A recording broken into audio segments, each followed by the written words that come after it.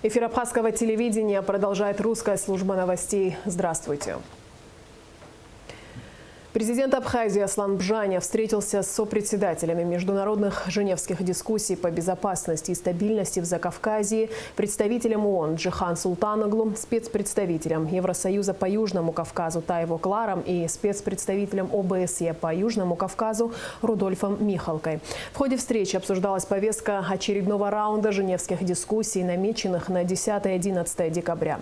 Открывая встречу, президент отметил важность проведения женевских дискуссий и выразил надежду на то, что они будут способствовать принятию решений, которые принесут пользу не только Абхазии, но и всему Кавказу.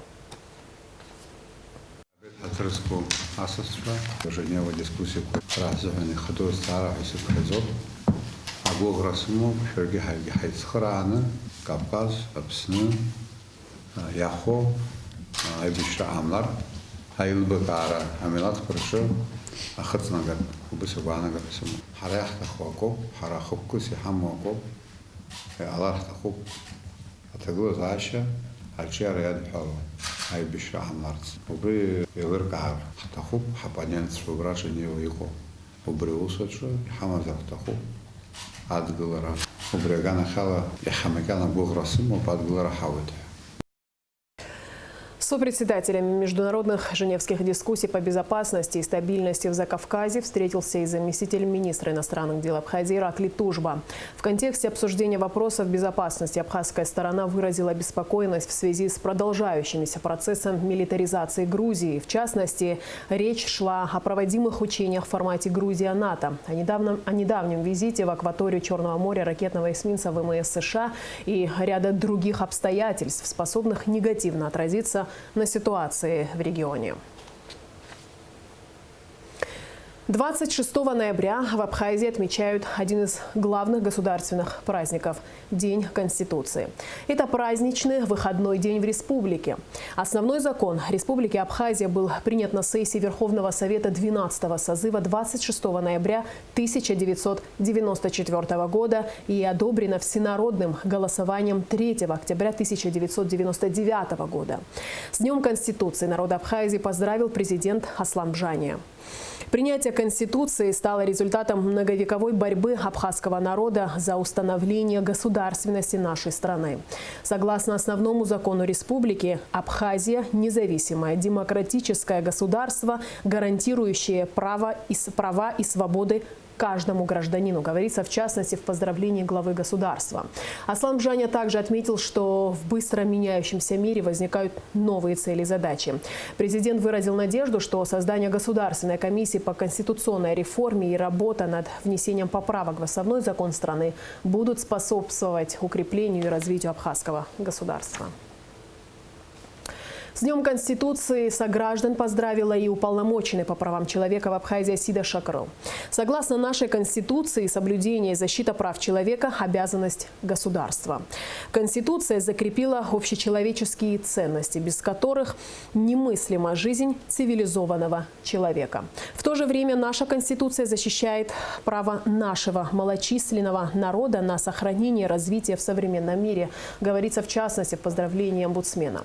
Как уполномоченный по правам человека Сида Шакрыл считает, что общая задача – создать прочную основу для эффективной защиты прав человека, внести свой вклад в соблюдение справедливости, способствовать строительству такого государства, в котором нормой станет уважение и неукоснительное соблюдение прав человека, закрепленных в Конституции Абхазии.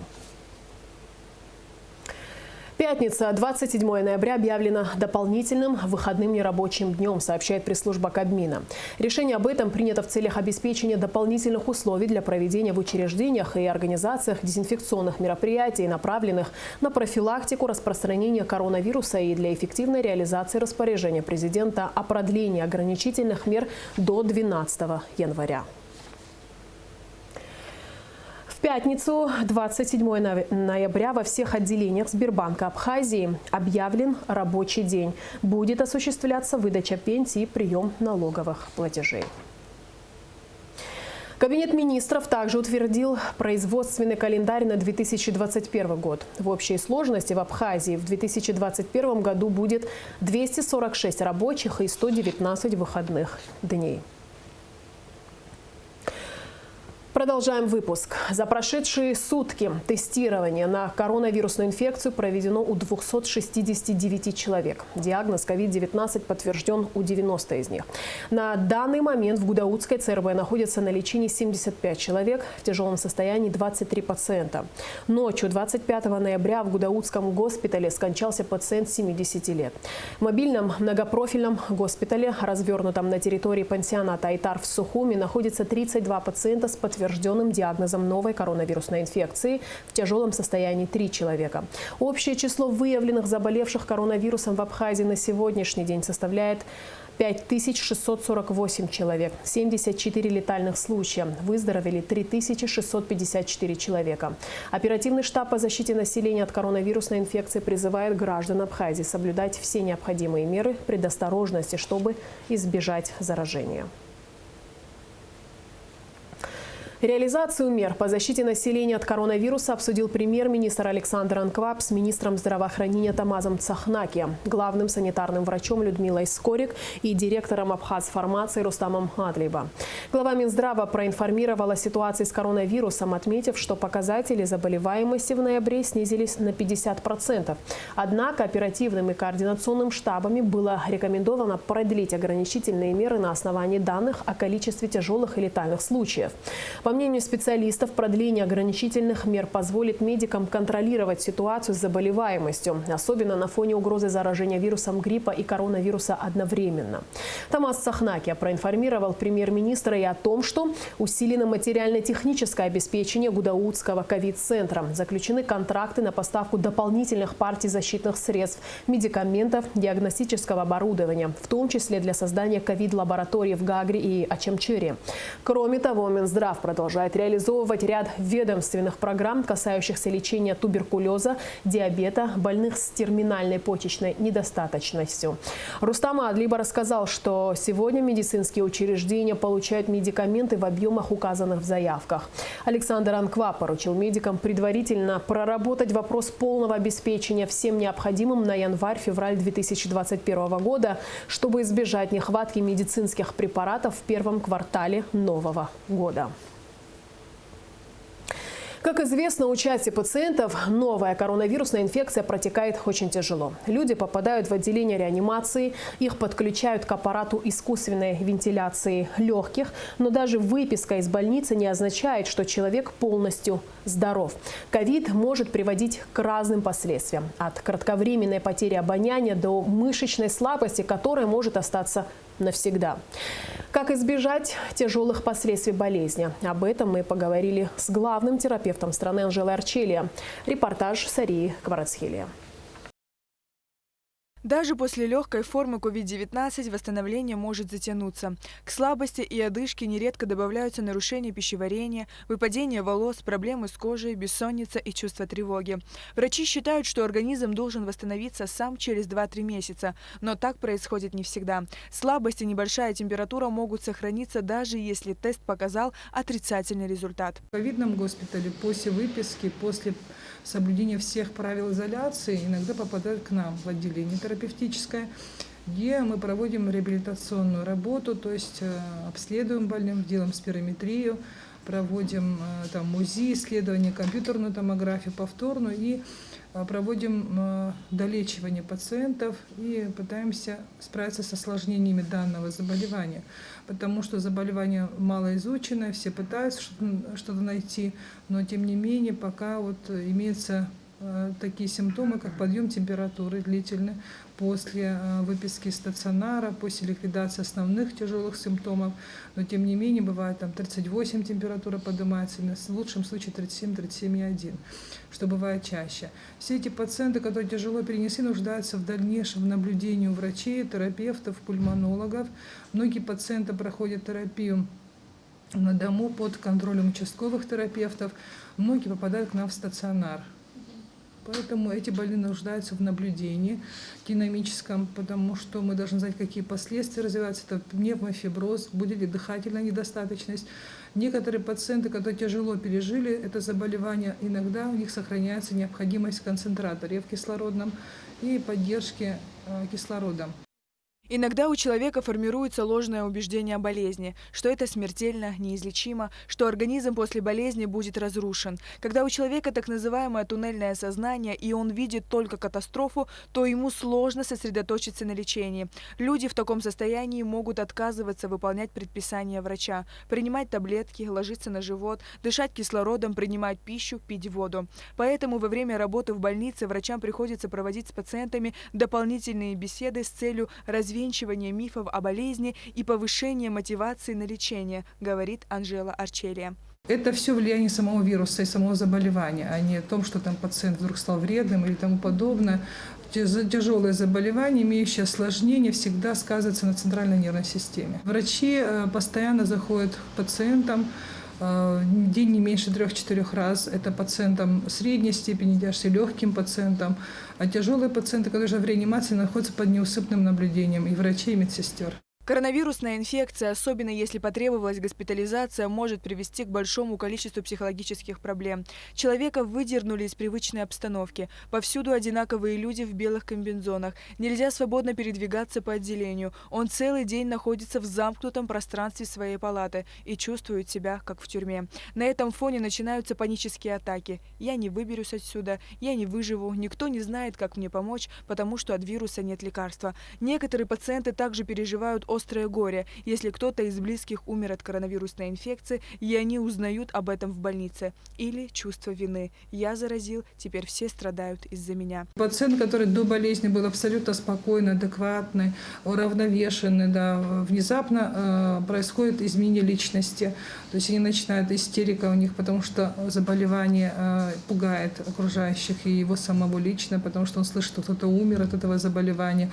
Поэтому понять пациентов можно, но не только в характере пациента, а в том, что этот вирус влияет на центральную нервную систему. Интенсивная реабилитация после коронавируса необходима каждому переболевшему вне зависимости от степени тяжести заболевания. Пациенты же, которые перенесли среднетяжелую и тяжелую формы пневмонии, нуждаются в обязательной комплексной реабилитации. Это правда, пока не существует волшебной таблетки, которая поможет быстро восстановиться после COVID-19. Поэтому лучше не болеть. Берегите себя.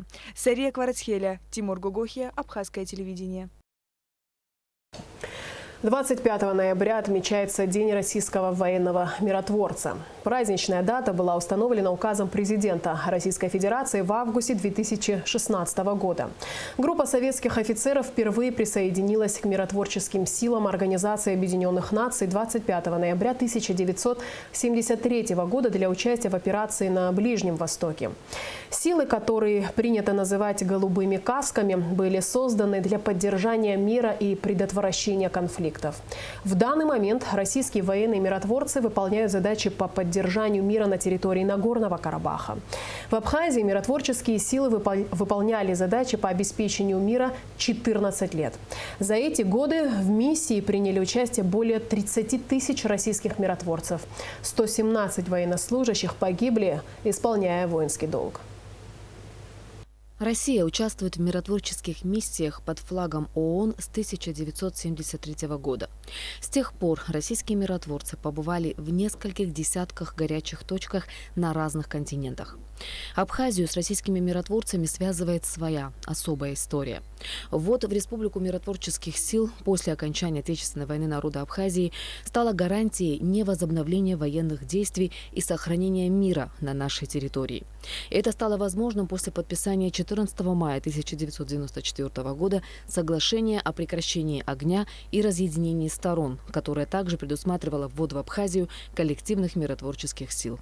Через месяц после подписания документа в июне 1994 года воинский контингент был введен в Абхазию. Хотя он и назывался коллективными силами СНГ по поддержанию мира, но состоял из российских военнослужащих. Тем самым бремя миротворческой операции легло на Россию. В 1994 году решением Совета глав Содружества независимых государств было принято решение о вводе миротворческих сил в Республику Абхазия. И так началась в июне месяце миротворческая операция в Республике Абхазия, что потом впоследствии способствовало разъединению сил, дальше ограничение вооружений и выполнение других задач. Роль миротворческих сил России была огромна в сохранении мира и безопасности в стране. Они, по сути, были камнем преткновения для Грузии в осуществлении планов покорения Абхазии. Российские миротворцы всегда были беспристрастными и объективными. На протяжении выполнения своей миссии они успешно справлялись с поставленными задачами. За 14 лет в миротворческой миссии в Абхазии приняли участие более 30 тысяч российских миротворцев. 117 воинов-миротворцев погибли, выполняя задачи по обеспечению мира на нашей земле. Их подвиг навсегда останется в памяти народа Абхазии. Миссия коллективных сил по поддержанию мира в нашей стране была завершена 10 октября 2008 года. В 1994 году командующим коллективных сил по поддержанию мира в Абхазии был генерал Якушев, а в октябре месяце уже 2008 года, после завершения миротворческой операции, генерал Чабан. Их подвиг будет в нашей памяти, мы всегда им благодарны за то обеспечение безопасности нашего народа. Еще раз хочу выразить огромнейшую благодарность за ту миротворческую операцию и всех миротворцев с Днем миротворца. С 2009 года, согласно подписанному соглашению между Республикой Абхазия и Российской Федерацией о сотрудничестве в военной области, в Абхазии дислоцируются воинские части Вооруженных сил России. В данный момент на территории республики расквартирована российская военная база. Воинский контингент оснащен новейшими видами вооружения и военной техники. В их числе бронетранспортеры, танки, артиллерия и средства ПВО. Их присутствие обеспечивает гарантии мира и безопасности в регионе. Россия была и остается стратегическим партнером, с которым Абхазия связывает свое будущее. Ирина Аршба, Абхазское телевидение. На подстанции Дранда вышел из строя выключатель 110 киловольт трансформатора мощностью 6,3 мегаватт. Без подачи электроэнергии осталась часть поселка Дранда и прилегающих сел. На месте аварии несколько часов работали аварийные бригады РУП «Черноморэнерго». На подстанции Дранда взорвался выключатель 110 киловольт, трансформаторный выключатель. Степень повреждения пока точно не знаем, только разбираем. Но я надеюсь, сегодня в течение дня, если повезет, думаю, к ночи уже подадим напряжение людям. Оборудование, во-первых, старое, на 60-х годов оборудование. Во-вторых, из-за частых отключений и включений очень часто летит оборудование. И перегруз, естественно. Но однозначно повезло то, что он защищает наш трансформатор. Взорвался и успел выключиться выключатель, и трансформатор, слава богу, не повредился, он остался целый. Черноморэнерго продолжает работу в рамках комиссии по выявлению незаконных подключений. Производится мониторинг ранее отключенных мощностей на предмет повторного незаконного подключения. Также соответствующими службами подготовлен и отправлен в комиссию список фидеров, подлежащих дальнейшей проверке. Список составлен с подробной расшифровкой по населенным пунктам и улицам для реагирования в рамках рабочей комиссии правоохранительными органами и главами администрации на местах.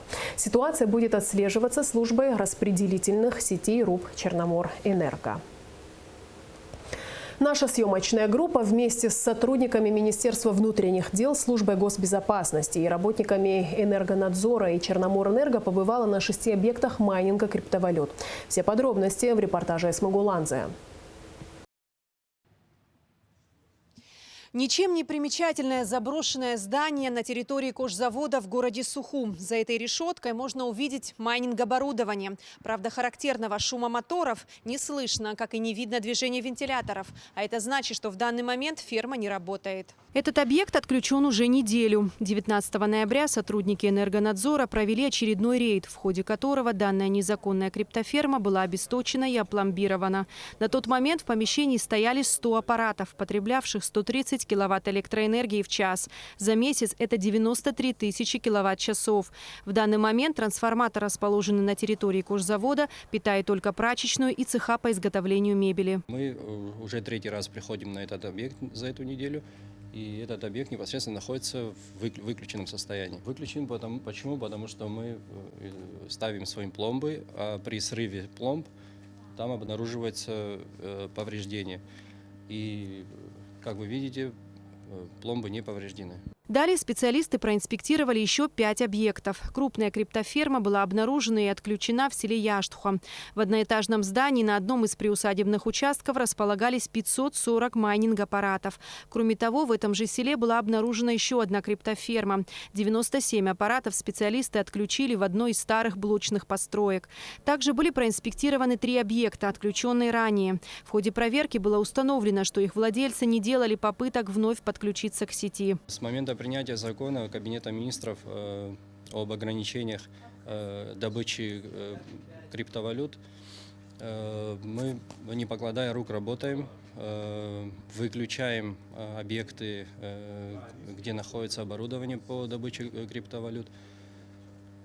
Мы выезжаем на рейдовые мероприятия ежедневно совместно с силовыми структурами, как СГБ, МВД. Также выезжаем на проверки совместно с Черноморэнерго. За период с 18 ноября по 25 ноября сотрудниками Энергонадзор и Черноморэнерго было отключено на 18-19 мегаватт по городу Сухум. Регулярные рейды по отключению нелегальных майнингов на территории республики будут продолжены. Эсма Голанзе, Степан Мартиросян, Абхазское телевидение.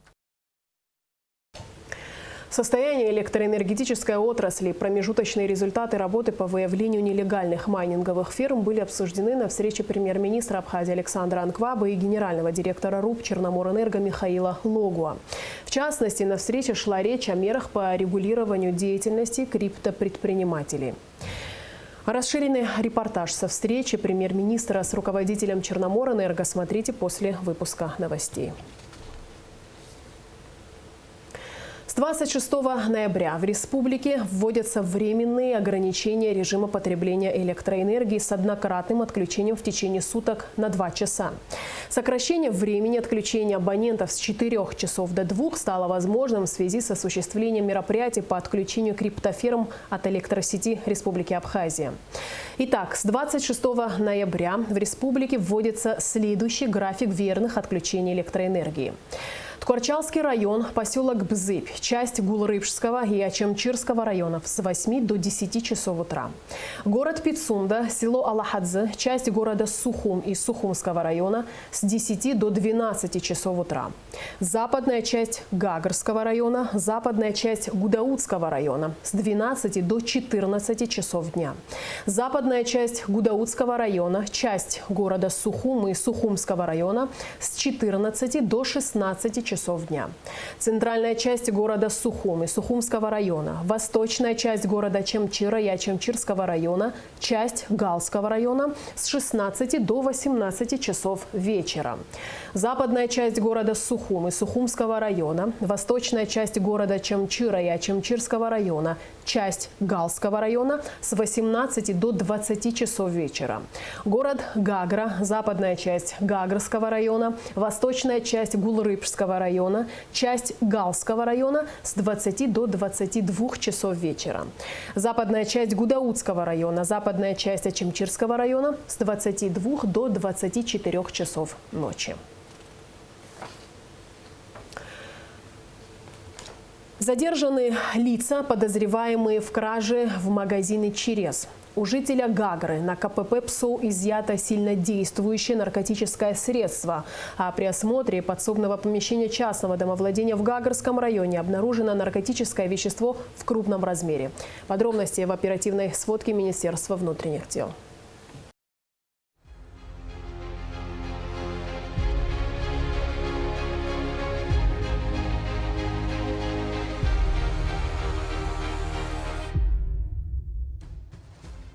Сильнодействующее наркотическое средство сотрудники Управления по контролю за оборотом наркотиков Министерства внутренних дел изъяли у жителя города Гагра Сабо Марстана Юрьевича, 1979 года рождения. В результате проведенных оперативных мероприятий сотрудниками милиции гражданин был задержан после пересечения зоны таможенного контроля на КПП ПСО. Следуя пассажирам в частном автотранспортном средстве, Сабо перевозил в салоне автомобиля под сиденьем полиэтиленовый пакет с расфасованным еще в 4 свертка наркотическим средством метадон. Расследование уголовного дела, возбужденного в отношении гражданина Сабуа по факту незаконного приобретения, хранения, перевозки, а также ввоза на территорию Республики Абхазия наркотического вещества в крупном размере, проводит линейное управление внутренних дел на транспорте МВД Абхазии. Сабуа заключен под стражу. Задержаны лица, подозреваемые в краже из магазина «Через». Как ранее сообщалось, преступление имело место ночью 18 ноября, когда, взломав входную дверь, злоумышленники проникли в магазин турецких сладостей, похитив товары и собранные денежные средства для благотворительного фонда. В результате проведенных оперативно-розыскных мероприятий сотрудниками уголовного розыска совместно с милицией общественной безопасности Управления внутренних дел по городу Сухум установлены и впоследствии задержаны двое граждан.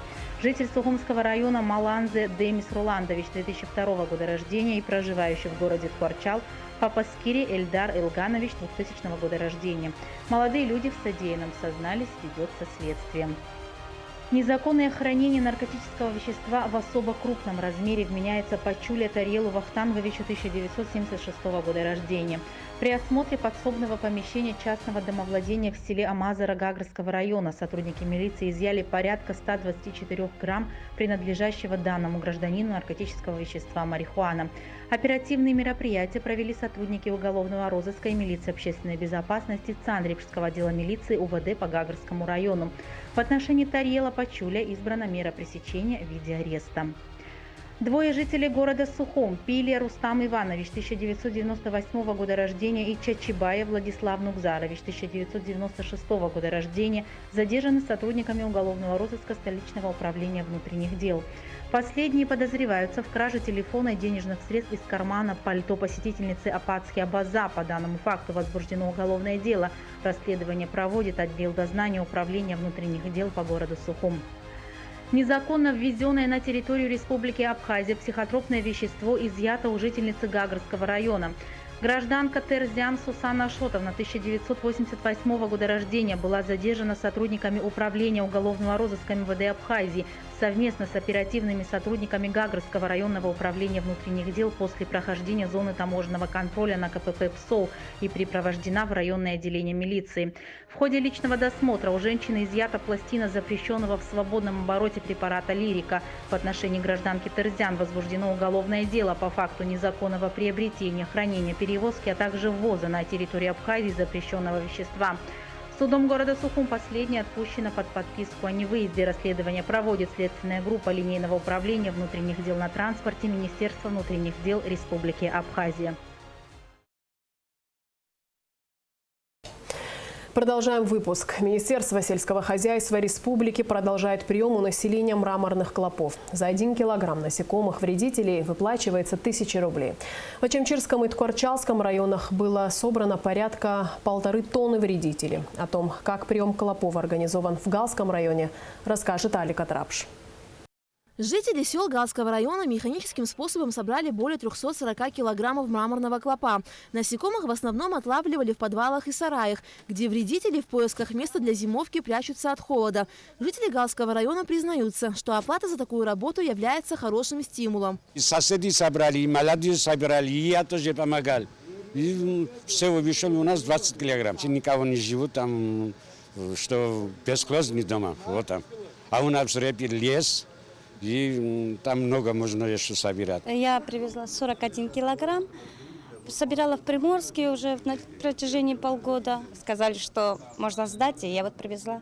А так все эти полгода хранился у нас там подвал, можно все эти полгода там хранилось. Собранных насекомых сельчане приводят в районную машино-тракторную станцию, где временно развернут пункт приема мраморных клопов. Ведра и мешки с клопами тут же на месте взвешивают и выплачивают деньги. За 1 килограмм сельхозвредителей 1000 рублей. Но перед этим специалисты записывают паспортные данные людей. 16 килограмм. В горах живу. Там много было. Сколько дней вы собирали? На 1-3 дня. Подобная процедура уже проводилась в Очамчирском и Ткварчалском районах, где было собрано порядка 1,5 тонны насекомых-вредителей. Стоит отметить, что Министерство сельского хозяйства не первый год проводит подобную работу с целью уменьшения популяции мраморного клопа. По словам специалистов, подобные мероприятия дают положительный эффект. По сравнению с предыдущими годами количество мраморных клопов заметно сократилось. больше 200 килограммов мы уже приняли. Потому что, вы знаете, вот когда изначально это была программа, значит, введена и исполнялась, люди как-то не шли, не знали, значит, как можно, мол, собирать, как можно это делать, все. Но потом, когда почувствовали, что и результат, и финансовая сторона тоже свою роль тоже сыграла. В программе развития, значит, сельского хозяйства между российским государством, российским правительством и абхазским межведомственное, значит, соглашение. И по этой программе на этот год было, значит, выделено 8 миллионов рублей. Из них мы получили уже 4 миллиона, значит, этих средств. Я думаю, что мы до конца месяца эти средства освоим. После процедуры приема клопов все мешки с насекомыми вредителями были сожжены. Подобные мероприятия будут проведены и в других районах республики. Алика Трапш, Алексей Баструков, Абхазское телевидение. Благотворительная организация «Киарас» продолжает свою работу и старается оказать посильную помощь семьям, которые оказались в трудной жизненной ситуации. Наша следующая история о мальчике с тяжелым диагнозом ДЦП, который живет с мамой и тетей в селе Кутола Чимчирского района. Вот уже на протяжении нескольких лет киаразовцы помогают этой семье. И все бы ничего, но самое сложное, что в доме у тяжело больного ребенка нет воды. Гугуца Варданя продолжит тему.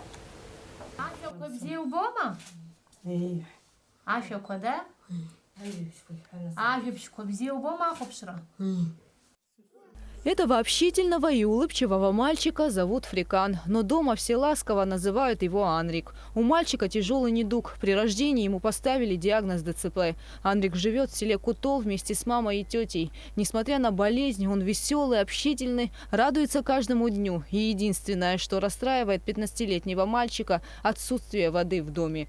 Ежедневно его матери приходится носить тяжелые ведра с водой из соседского колодца, а помочь он ей не в состоянии. Воды после войны нет и во многих других домах села Кутол. В результате боевых действий была повреждена система водоснабжения, которую так и не удалось восстановить. Уже давно у нас нету воды. Мучаем с колодца, везем с соседа, ведрами таскаем. Бани нету, ничего нету, мучаем. В день Лиана делает около 100 рейсов. Этого хватает на то, чтобы убрать, постирать и полить огород. Но самое сложное – ухаживать за тяжело больным ребенком без воды. Очень трудно. Уже надо купать всегда. Тяжело же таскать ребенку. Такой тяжелый. Я с сестрой живу здесь. Помогает она. Несмотря на все сложности, отсутствие воды и условий, первое, что бросается в глаза – до блеска вычищенный двор и возвышающийся на нем аккуратный домик, в котором всегда тепло и уютно. Благотворители из общественной организации «Киарас» часто приходят в гости к Анрику. Он с удовольствием общается с ними. Мальчик очень любит гостей. А еще Анрик любит смотреть передачи по телевидению. Молодец. Когда люди приходят домой, гости, нравится, слушает, что разговаривают, телевизор смотрит, когда новости идет, мультики смотрит. У воспитывающих Анрика двух женщин нет возможности выйти на работу, а мальчик получает лишь небольшое пособие по инвалидности. С семьей Анрика общественная благотворительная организация общается около 2 лет. И все это время «Киарас» старается оказать ему и его семье посильную помощь. Однако возможности благотворителей не безграничны. Поэтому, чтобы помочь Анрику, они обращаются к неравнодушным жителям нашей страны и открывают сбор на ремонт водопровода к дому Анрика. Чтобы вода была постоянно, во дворе необходимо пробурить скважину. На территории рядом воды самой нету, нужно бурить саму скважину. У нас в Абхазии бурильных машин порядка 2, по-моему, и то они фактически на расхват заняты. Мы вот пытаемся сейчас вот с ними как связаться, чтобы они изучили, промониторили. Но по их подсчетам это порядка 100-150 тысяч для того, чтобы пробурить 20-25 метров. То есть это не просто пробурить, а уже поставить там асбестовые трубы, вывести уже наружу, и чтобы уже хотя бы на территории вода была. Ну, для того, чтобы поддержать нашу акцию, каждый желающий может перевести на наш банковский счет. Для начала мы вот, если будет у нас вода во дворе, второй этап это сделать уже внутри условия, сделать ванную комнату, также необходимые условия, потому что там больной ребенок, он должен быть постоянно в чистоте, и матери будет сложно. Мы так считаем, что все условия должны быть внутри дома.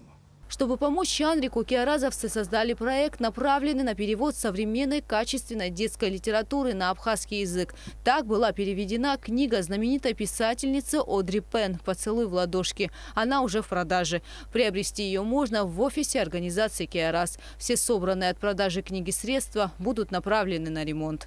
Мы перевели текст книги, адаптировали его и сделали вклейки в сам текст, и она получилась двуязычная. Сюжет о маленьком еноте Честере, который боится идти в школу, и мама рассказывает ему, что интересного ждет его вот на этом этапе в его жизни. Книжка очень интересная, иллюстрации чудесные там, и на абхазском языке текст звучит очень гармонично. Текст этот перевела Гунда Сакания, отредактировали Диана Шамба и Адгур Шинкуба.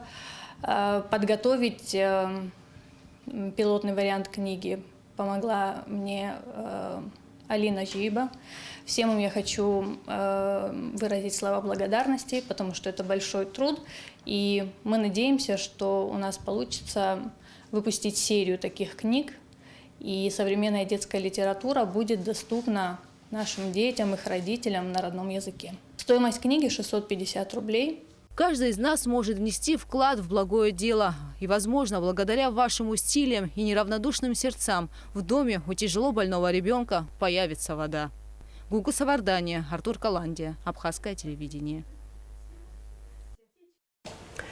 МУПСУЭ сообщает, что 27 ноября с 10 утра до 5 вечера будет прекращена подача электроэнергии в Сухуми в связи с ремонтно-профилактическими работами в ТП-6. Отключение электричества затронет начало улиц Воронова и генерала Тбар, частично улицы Кугония и набережная Махаджирова, а также улицу Аргун-Канашок. И в конце выпуска прогноз погоды. По сообщению синоптиков, в Абхазии ожидается переменная облачность. Ночью и утром возможен дождь, днем без осадков. Температура воздуха ночью +1, 6, днем 5-10 тепла. Температура морской воды +16.